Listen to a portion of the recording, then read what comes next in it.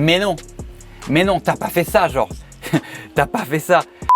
Il y a quelques jours, un petit peu par hasard, je suis tombé sur le site e-commerce de Natou. Alors si tu sais pas qui c'est Natou, c'est une youtubeuse, elle fait partie un petit peu des gros du YouTube game divertissement en France. Et parallèlement à son activité de youtubeuse, elle a aussi un site e-commerce. Et étant donné que ma niche à moi, ma chaîne YouTube à moi, c'est en rapport avec le e-commerce, le business en ligne, etc. J'ai trouvé ça hyper pertinent que je te montre son site aujourd'hui. J'ai commencé vite fait à le regarder, je me suis arrêté, je me suis dit j'aime mieux faire ça en vidéo parce qu'il y a des bonnes choses, il y a des très bonnes choses même, mais il y a aussi des choses qui sont vraiment pas bonnes. Donc on va parler aujourd'hui, on va analyser ensemble le site de Natou. Avant toute chose, avant que les rageux ragent, j'ai aucun problème avec Natou, je suis pas quelqu'un que je déteste ou j'en ai rien à foutre en fait finalement. C'est pas une vidéo dans le but de bâcher Natou, pas du tout, c'est pas une vidéo dans le but de faire du buzz sur le nom de Natou. Néanmoins, étant donné que c'est une personnalité qui est relativement connue et que parallèlement à ça, elle a une activité de e-commerce, j'ai trouvé ça encore une fois pertinent de faire une vidéo à ce sujet-là. Donc si tu viens rager dans les commentaires à me dire oui, c'est pour faire du buzz, non,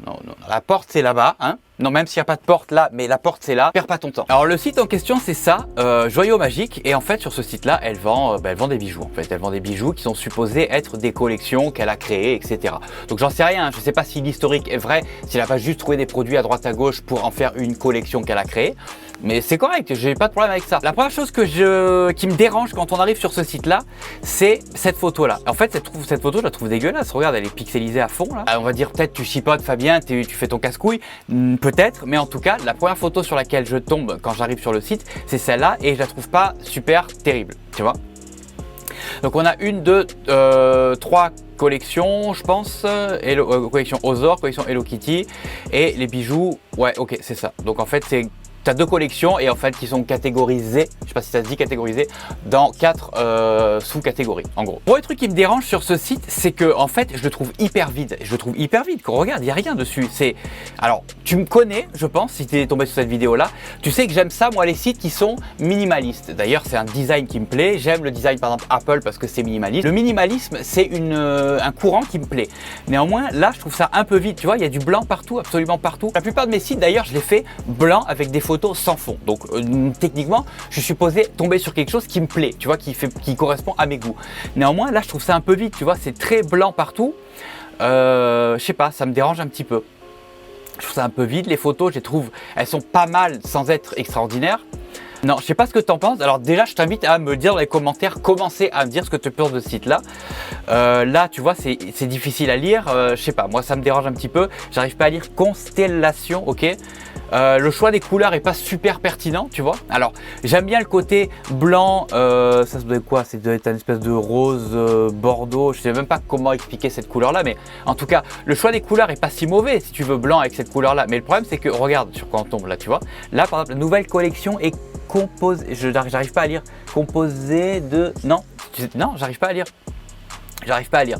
Le footer de cette couleur là, pourquoi pas. Donc dans l'ensemble, si tu veux, c'est cohérent, j'ai pas grand chose à dire. Néanmoins, au niveau des photos, c'est pas ouf et c'est hyper vide, tu vois. Ça par contre j'aime bien le côté quand tu passes dessus, tu vois, t'as une image qui change. Je trouve ça super cool. Je suis en train de tourner, enculé. Donc voilà, dans l'ensemble, le site est pas trop mal, mais c'est pas ouf, tu vois. On va rentrer sur une fiche produit pour voir. Bon, ça c'est pas mal, j'aime bien. Alors, note un truc hyper intéressant. Description ici. Tu vois, donc tu as la description du collier. Bon, alors après, c'est un bijou, donc on peut pas en mettre des tonnes non plus. Description et conseil d'entretien.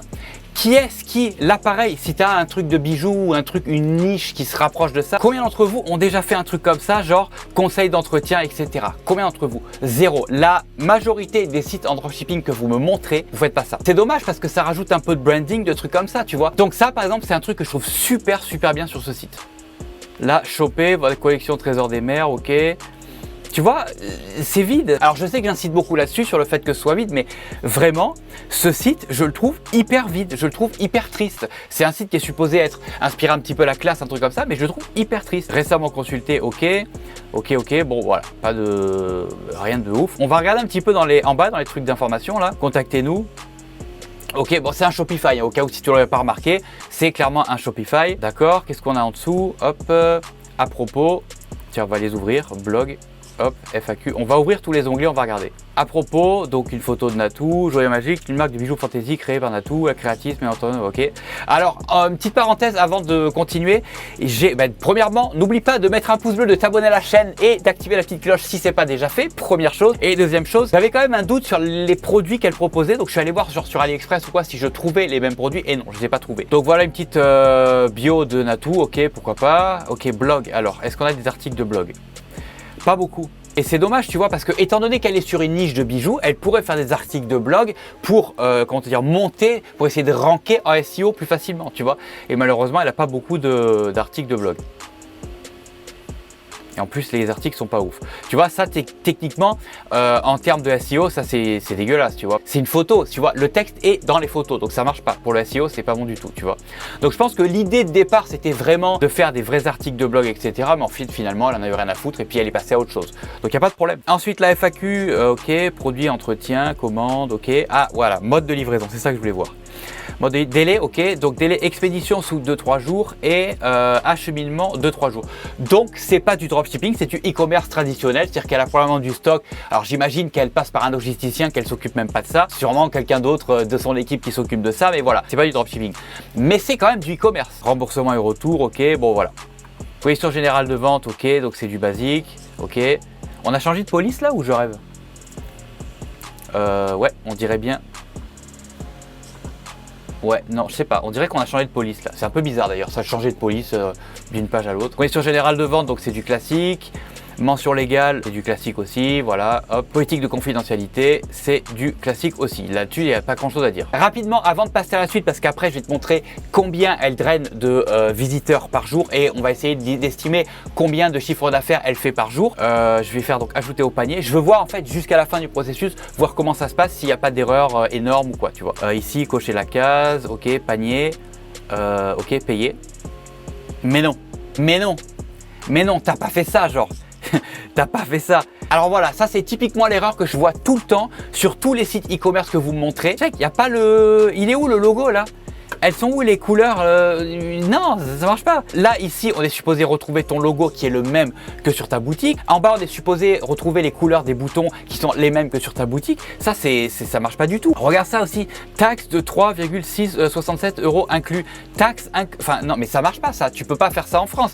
Alors, une chance que c'est Natou et qu'elle a déjà la confiance de son auditoire. Ça se dit ça, auditoire? Enfin, des gens qui vont sur le site parce qu'ils savent, ils vont sur le site parce que c'est le site de Natou, tu vois. Heureusement que c'est ça, parce que si c'était toi, si c'était ton site à toi, tu vendrais jamais. Tu vendrais jamais. Une erreur pareille là, pas de logo ici, les couleurs qui marchent pas, les taxes ici. N'importe quel client sur un site lambda d'une personne qui ne connaît pas ou d'une entreprise qui connaît pas, il se barre. Hein. Donc voilà, Natou, je te dis pas bravo pour la dernière page, c'est la plus importante en plus. Alors rendez-vous compte un petit peu, ça c'est rien à faire, ça prend littéralement 30 secondes ce que je viens de dire. C'est le plus important au moment où ton client il doit payer, au moment où il a besoin de le plus possible de confiance. Tu chies dans la colle, ça marche pas, tu vois. Donc maintenant on va regarder combien potentiellement elle draine de trafic sur son site. On va aller sur mon site préféré qui s'appelle StatShow, voilà, hop.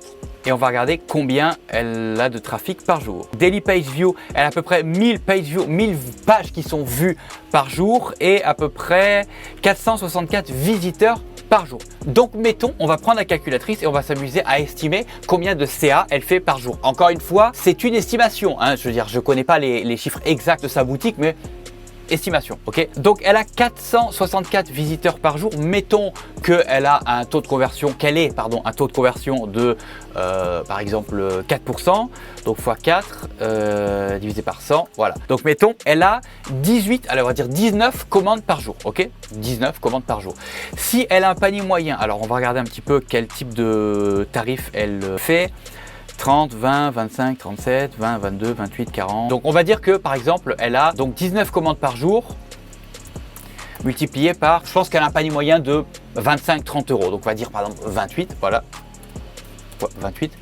Donc c'est un site qui lui rapporte à peu près 500-600 euros de CA par jour. Donc on peut facilement imaginer qu'elle fait, mettons, 20-25%, je pense 25% de bénéfices nets, et ça correspond à peu près à 150 euros de bénéfices nets par jour dans sa poche. Donc si on s'amuse à multiplier les 150 euros net par exemple fois 30 jours, à la fin du mois, net dans sa poche, c'est un site qui lui rapporte à peu près 4500 euros par mois. Alors tu dois probablement encore te demander au bout de 10 minutes de vidéo, pourquoi est-ce que je t'ai fait une vidéo là-dessus? Je parle souvent sur ma chaîne de voir le e-commerce, voir le dropshipping de manière différente. Et là, c'est une super bonne manière, une manière que j'apprécie particulièrement, c'est d'utiliser du trafic d'ailleurs plutôt que de faire basiquement de la pub sur Facebook ou sur Google, de se créer une audience ailleurs par un autre canal par exemple pour pouvoir attirer du trafic sur ton site. Natou, son business model, c'est YouTube. Elle récupère de l'argent des annonces YouTube, elle récupère de l'argent probablement des placements produits, etc., etc. Basique YouTube, mais à côté de ça, elle a un site e-commerce et elle ramène du trafic à partir de son audience qui existe déjà sur son site. C'est du trafic 100% organique. Et d'ailleurs, en passant, pour trouver ce site-là, en fait, quand tu vas sur une de ces vidéos, tu descends, tu vas dans la description et il y a juste marqué, regarde, hop,